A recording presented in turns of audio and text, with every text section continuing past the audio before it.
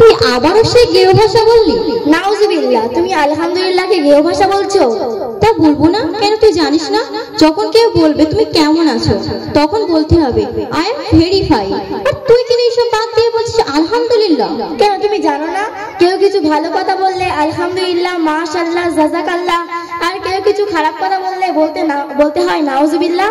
ওইসব বাদ দাও। তুমি ইসলামের ঘরের মেয়ে হয়ে নির্লজ্জের মতো এই ড্রেস পরে কোথায় চললে? কি তুমি কি নির্লজ্জ বললি? আমি ড্রেসটা পরেছি এটা কি অপরাধ? আর তুই কি বলতে যাচ্ছিস তোর মতো হাবা চুপা ড্রেস পরবো? আরে আমার মতো ড্রেস পরে লাইফটাকে এনজয় করতেছে।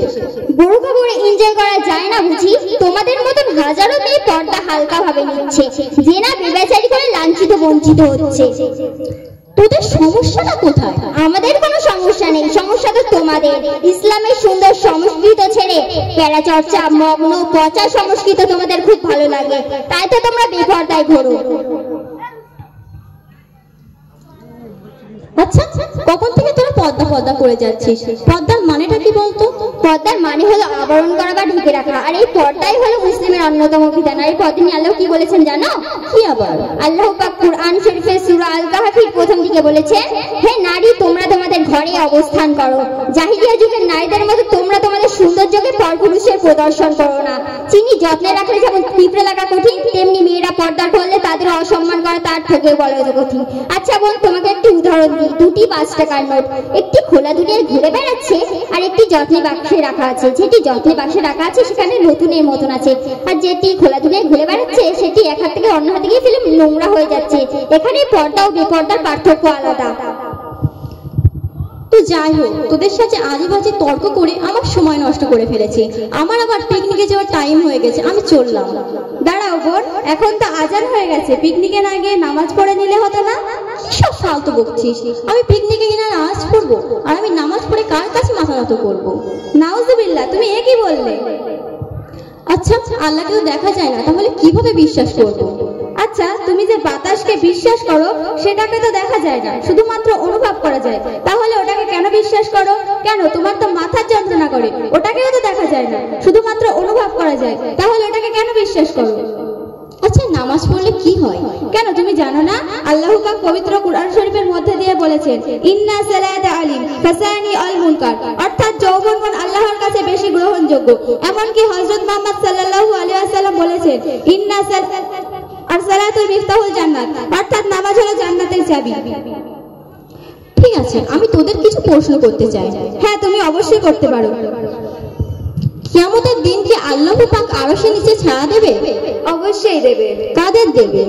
আল্লাহ পাক কিয়ামতের দিন 7 শ্রেণী মানুষের আরশের নিচে ছায়া দেবে। তারা হলেন: 1, যা দুনিয়াতে ন্যায় বিচার করে; 2, যে যুবক তার যৌবনকাল আল্লাহর ইবাদতে কাটিয়ে দিয়েছে; 3, ওই যার হৃদয়টা মসজিদের সাথে ঝোলান্ত থাকে, আজান শোনার সঙ্গে সঙ্গে মসজিদে যাওয়ার জন্য ছটফট করে; 4, যে শুধুমাত্র আল্লাহর জন্য পরস্পরকে ভালোবাসে; 5, যে আল্লাহর জন্য গোপন দান করে; 6, যে আল্লাহর জন্য জিকির করে। আচ্ছা বোন, তুমি এত কিছু শুনে তোমার নামাজ পড়তে ইচ্ছা করেছে না? কে বলেছে? আমি না হয় ইচ্ছা করে নামাজ পড়ি না, কিন্তু আমি নামাজের বিষয়ে সব কিছুই জানি। আচ্ছা বলো তো, নামাজ কত ওয়াক্ত? নামাজ 5 ওয়াক্ত। আচ্ছা বলো তো, ফজরের নামাজ কত রাকাত? ও, এই কথা তো আমি তুড়ি মেরে বলে দিতে পারি। ফজরের নামাজ 6 রাকাত। আচ্ছা তুমি ছানাটা বলো তো। কি, তুই আমাকে পাগল ভাবছিস? আমাকে দেখে কি তোর মিষ্টি দোকানের ময়রা বলে মনে হচ্ছে? তার থেকে এক কাজ কর, আমার এই ফোনটা ধর এবং ইন্টারনেটে গিয়ে সার্চ কর। সেটাও যদি না পারিস তাহলে আমার কাছ থেকে টাকা নিয়ে মিষ্টি দোকান থেকে মিষ্টি খাই, তোকে ছানা শিখতে হবে না। আরে বোন, তুমি বলছো মিষ্টি দোকানের ছানার কথা, আর আমি বলছি নামাজের ছানার কথা। তাহলে ছানা কি 2 রকমের হয়? আরে আপু, তুমি বলছো খাওয়ার ছানার কথা, আর আমি বলছি নামাজের ছানার কথা। তাহলে ছানার প্রথমটা বলতো। সুবহানাকা আল্লাহুম্মা। থাক, আর বলতে হবে না, ঠান্ডায় সারা শরীরটা ঝিম ধরে গেছে। তার আমি বলছি সুবহানাকা আল্লাহুম্মা, মাঝখানটার মনে নেই। আমি বলছি, শোনো সাফিয়া, বল। সুবহানাকা আল্লাহুম্মা ওয়া বিহামদিকা ওয়া তাবারাকা ইসমুকা ওয়া তাআলা জাদ্দুকা ওয়া লা ইলাহা গায়রুক।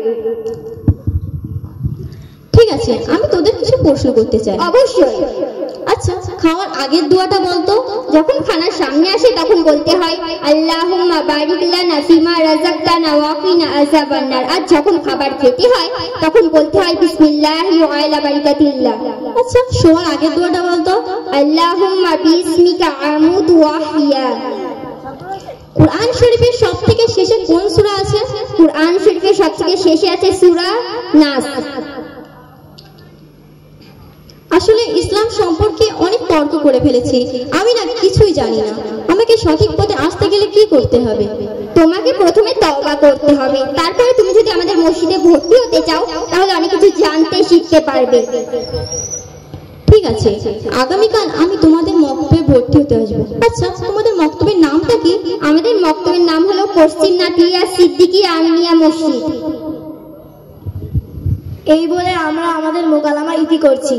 আসসালামু আলাইকুম ওয়া রাহমাতুল্লাহি ওয়া বারাকাতুহু।